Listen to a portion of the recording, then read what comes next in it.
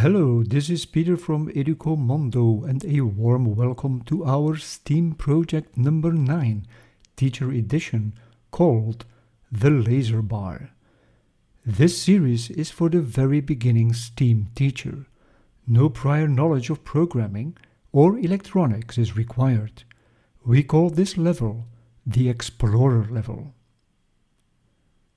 Today we are exploring with our students the world of zeros and ones, which make up for the basis of all computers. We will teach them to calculate with zeros and ones, also known as the binary system. We will introduce a new component, the shift register. This component is known as the 74HC595. We will step up our student skills to build quite a complex project with a lot of components and jumper wires on our breadboard. And to program the shift register, we will teach some new functions such as shift out. We are all familiar with the decimal system to conduct our day-to-day calculations. However, computers don't work with decimal numbers. They can only deal with zeros and ones, and this at an incredible speed. So what is the decimal system? We use the numbers 0, 1, 2, 3, 4, 5, 6, 7, 8, and 9 to represent all the numbers we need. Once we are at 9, we go to the next level. The place of the digit in the number defines whether they are tens, hundreds, thousands, and so on.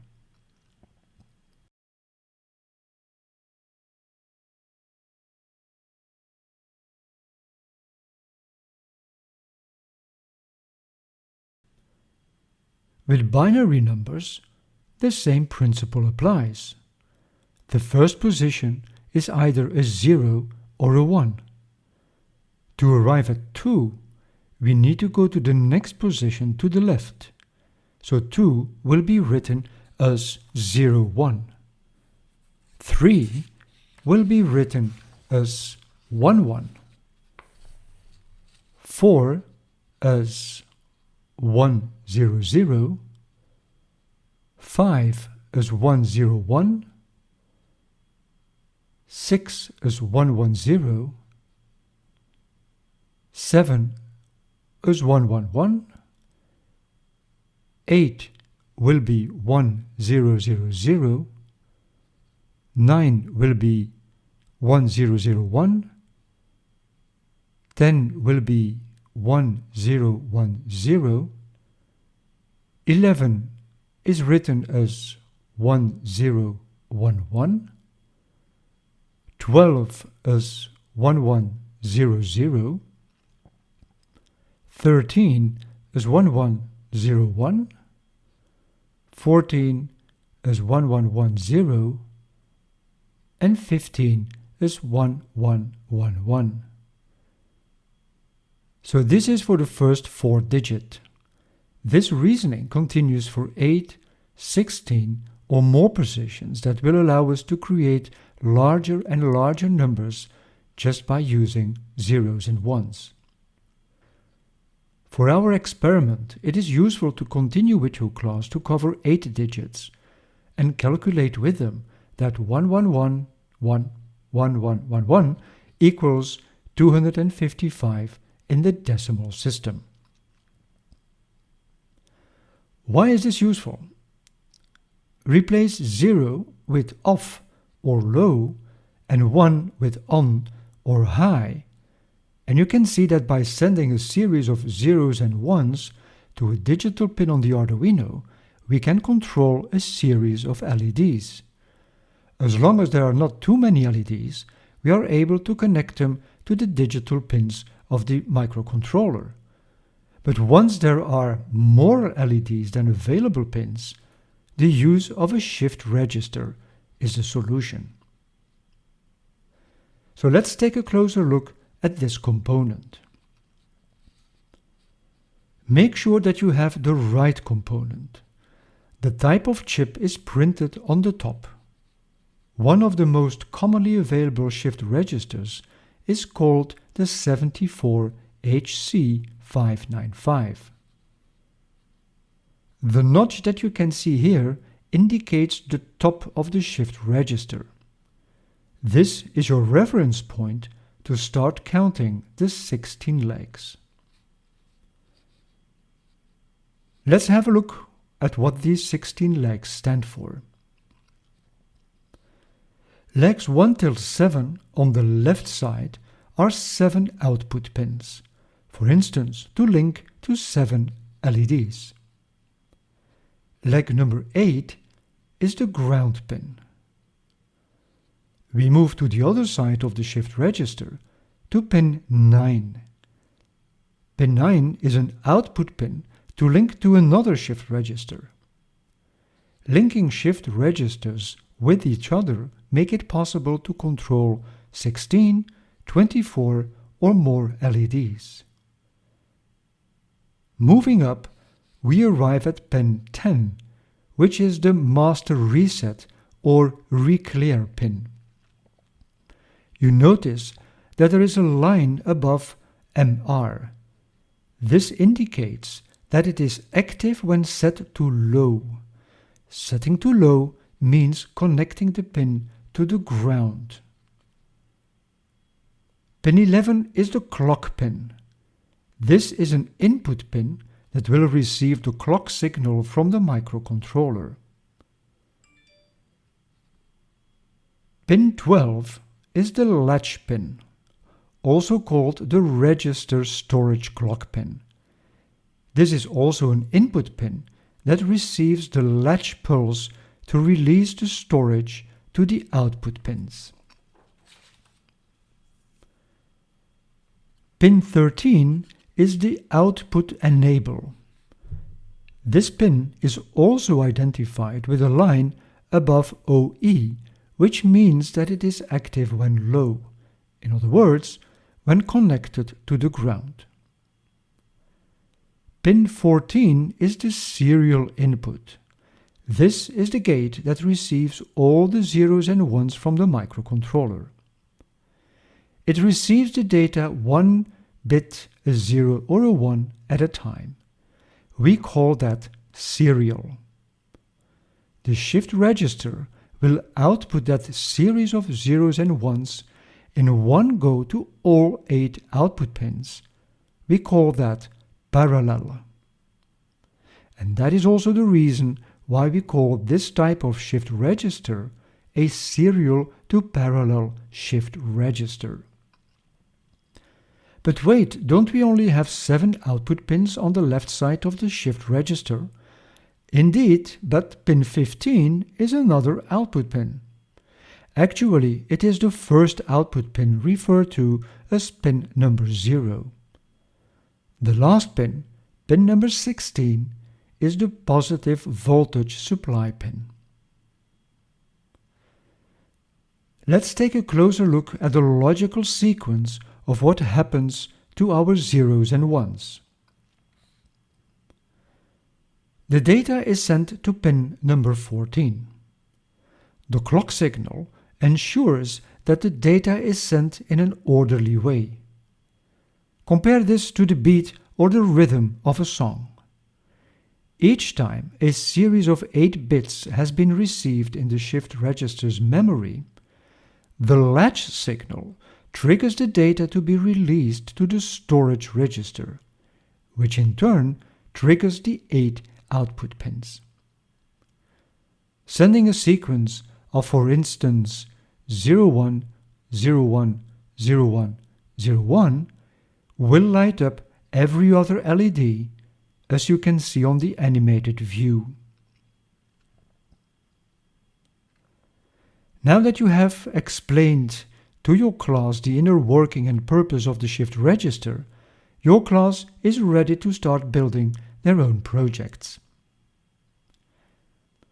Because this is quite a complex build, we suggest to prepare in advance the sets, otherwise you might lose too much time. First, the microcontroller and the breadboard. You notice that for this lesson we are using a larger breadboard that is mounted on a larger project plate. You also notice that for this lesson we are using for the very first time the brand new Arduino R4 Uno Minima. Of course, you can still use the trusted Arduino Uno R3 or any of the other quality brands that make their own microcontrollers, since Arduino is an open source hardware platform. We also hand out 8 red LEDs, 4 blue LEDs,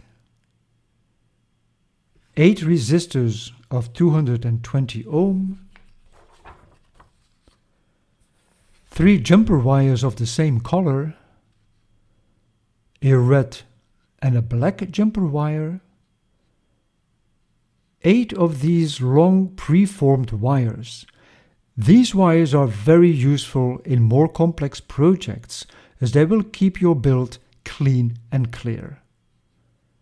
5 shorter of these preformed wires, and the most important, the cardboard laser bar.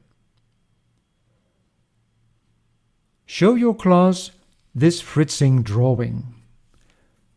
While referring to this drawing, you can explain to your class how to build the project. The shift register is pushed in the breadboard in such a way that it bridges the gap in the middle of the breadboard. Next, we install the LEDs. We start with a blue LED followed by a red LED.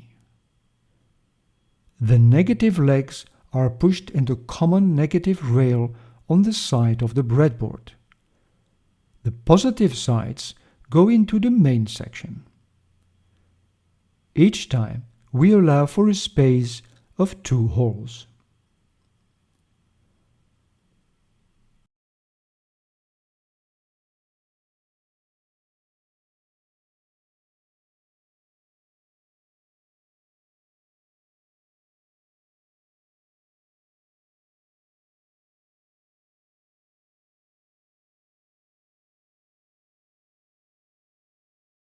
Once we have pushed all the LEDs in the breadboard, we connect the resistors to the positive legs of the LEDs.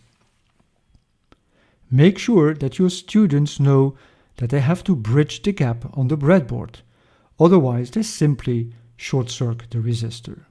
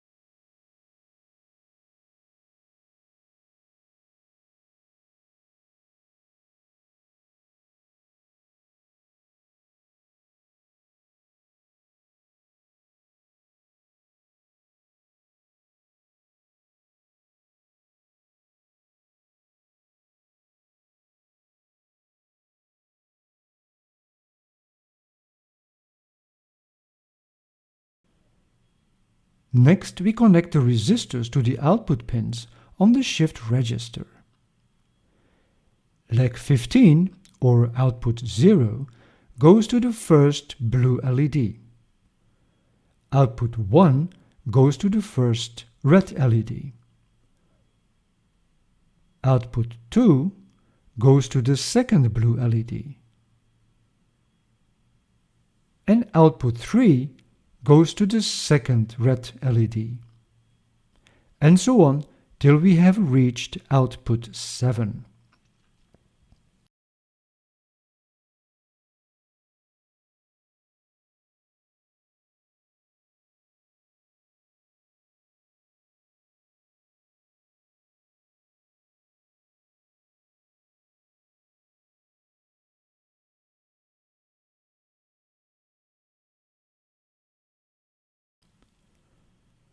We use one of the small preformed wires to connect pin 8 to the negative rail on the side.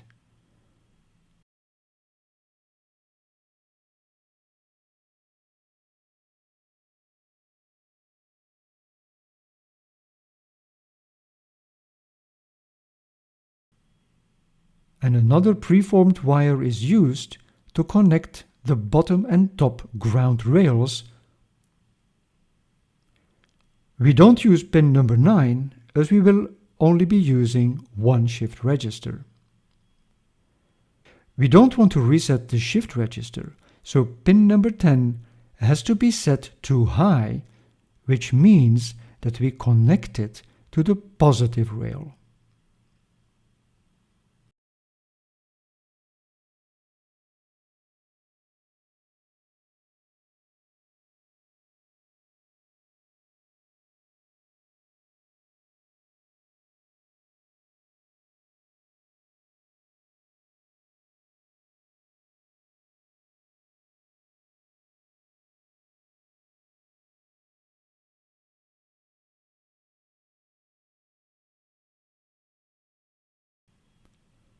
The clock pin number 11 goes to the Arduino pin 9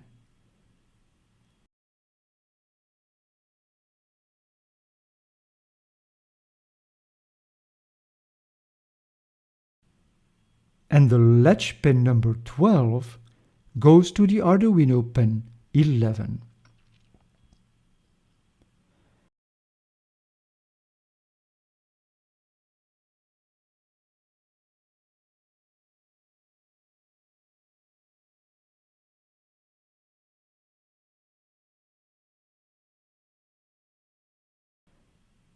Pin number 13 is the output enable, and it is active when set to low.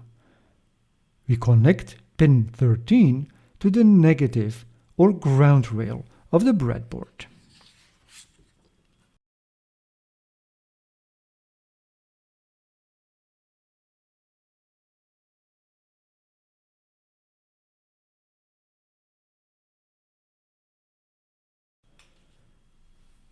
Pin number 14 is the data pin, and we connect this to the Arduino pin number 12.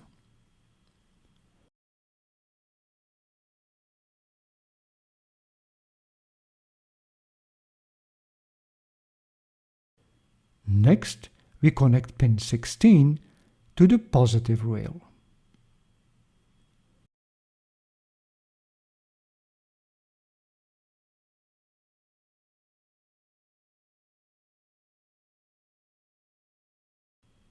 And lastly, we connect the negative rail of the breadboard to one of the Arduino ground pins and the positive rail to the 5-volt pin.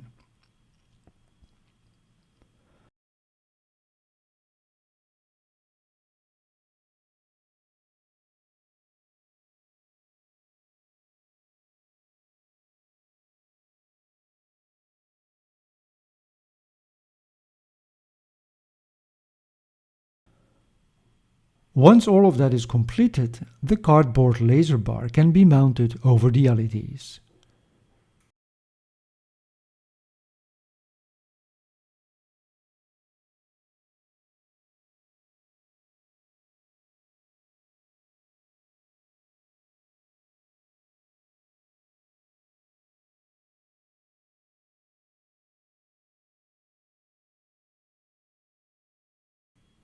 Now your class is ready to start the Arduino integrated development environment. We give our file a name, and we do that in the space above the setup area. We call this file Project 9 Laser Bar.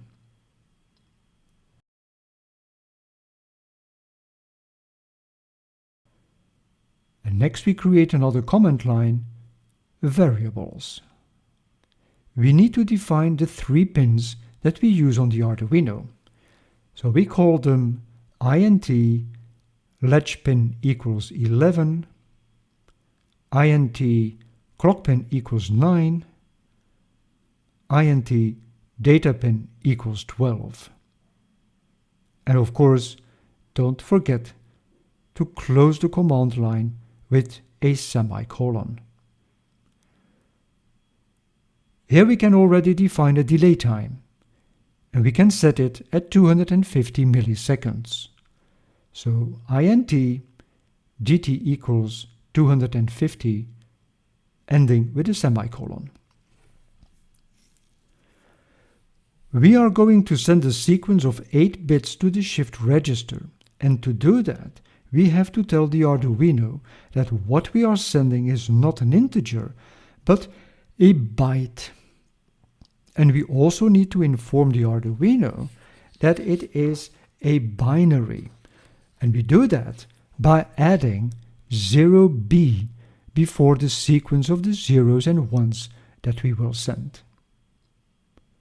So byte LEDs underscore 1 equals 0b 01 01 01 01. We want to create the effect of alternating LEDs going on and off by adding another line sending exactly the opposite. So when we first send a 0, we now send a 1. Byte LEDs underscore 2 equals 0b 10 10 10 10. In the setup space, we declare our pins using the pin mode command. All of the pins are output pins. So we use pin mode and in between brackets latch pin output, pin mode clock pin output, and pin mode data pin output.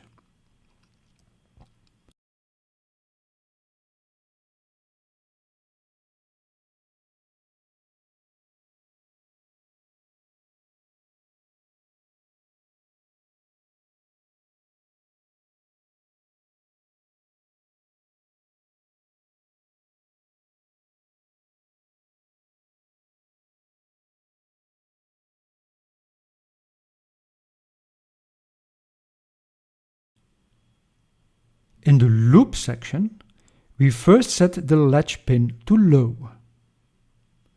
So digital write, latch pin low. And here is a new command specifically related to control the shift register.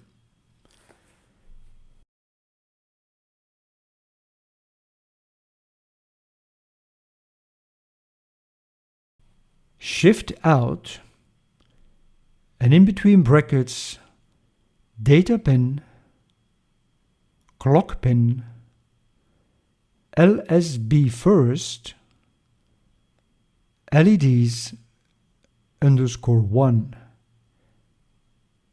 ending with a semicolon.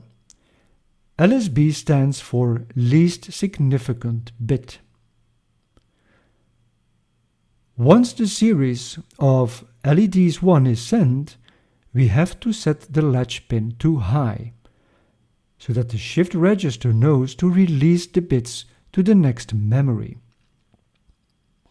So digital write, latch pin high. To slow down the process so that we can actually observe what is happening, we add a delay with a variable dt. For the next series, we simply copy the code and change LEDs underscore 1 with LEDs underscore 2. So we get digital write setting the latch pin to low, shift out, data pin, clock pin, least significant bit first, and now we send the series of the LEDs underscore 2. We set the latch pin high again, and we also introduce another delay. That completes the programming, and your class is now ready to upload it. Although the program in itself was not very complex, building the project was quite difficult. Hopefully it works for all of your students. We used in this lesson a large breadboard, but you can also use a smaller one, as you can see from this build. If it doesn't work, tell your students not to panic. Step-by-step diagnostics is one of the most important skills in programming. Let them systematically check. What was the error code in the Arduino IDE? Did you end all commands with a semicolon? Did you type all commands correctly? Did you put the wires in the right pin? Did you declare the right pin numbers as variables? Are all connections on the breadboard firm? Are none of the LEDs or resistors broken?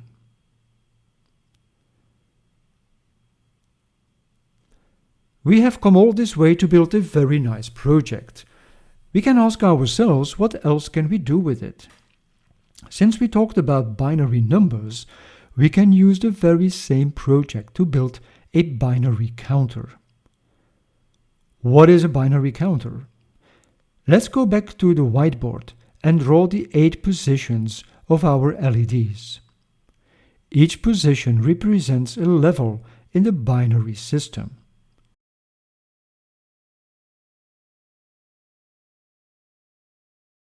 So 0 will be all LEDs off or set to 0. 1 will be the first LED on and the others off. 2 will be the second LED on and all the others off. 3 will be the second and the first LED on and all others off. 4 will be the third LED on and the rest off. 5 will be the third and the first LED on, the rest off, and so on till all LEDs are on.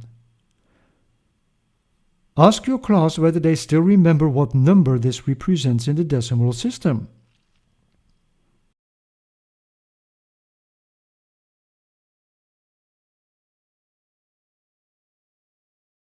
Indeed, it is number 255.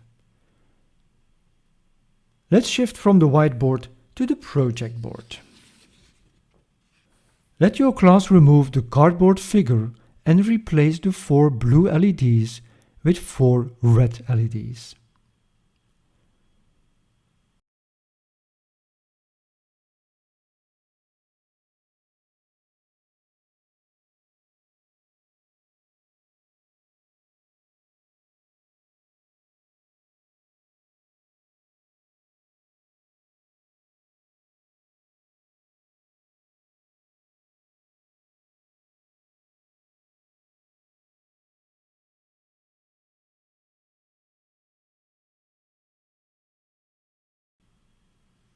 In the IDE, we will make some changes to the program. Let your students discuss among themselves how they would approach this task.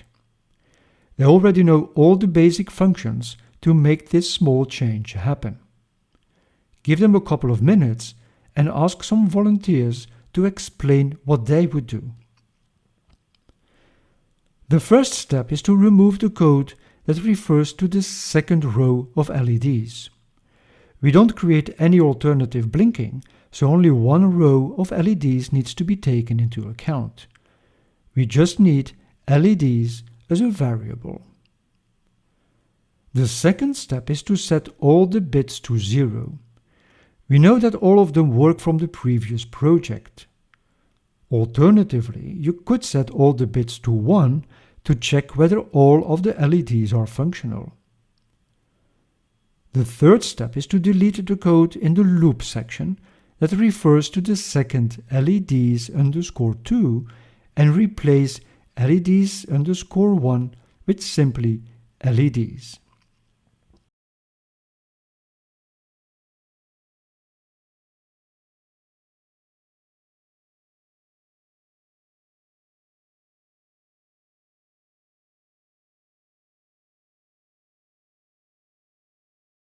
And last, just add the command LEDs equals to LEDs plus 1. We also want to check our binary counter on the serial monitor. Here we can do a couple of interesting things. First, we have to put in the setup section the command serial.begin 9600. And in the loop section, we add a couple of print commands.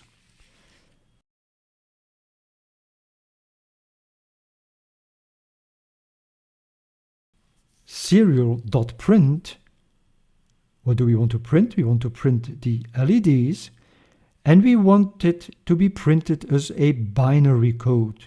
So we have to add BIN in the brackets. We have to add BIN to tell that it is a binary number that has to be printed. If you want to have it expressed also in a decimal number, we add serial.print, and in between brackets and hyphenated, we include equal sign. And then we end with serial.print line, and then we just say LEDs. When we open the serial monitor, we see our binary counter going from 0 to 255, and each of the binary strings is also written in its decimal format.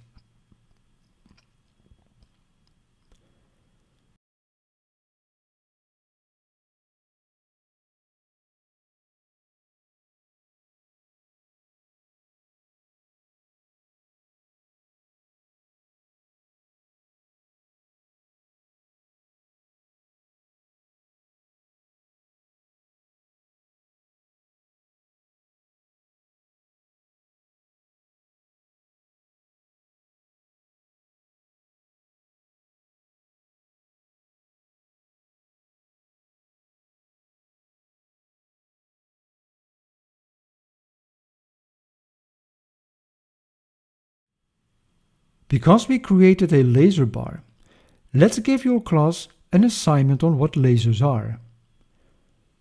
What does the word laser stand for? What are lasers used for? Give a couple of examples. Can you give the titles of 2 movies where lasers and laser beams are prominently used? And why should you never point a laser light into someone's eyes? Have fun with the assignment. And again, these were just a couple of suggestions. By all means, use your own creativity. I hope you and your class have enjoyed this project. I think they can be really proud because this project was quite difficult to build. We are now ready to start our 10th lesson. In that lesson, we will introduce again the new component, the push button. I am really looking forward to meet you in our next project called the desktop lamp. Bye bye for now.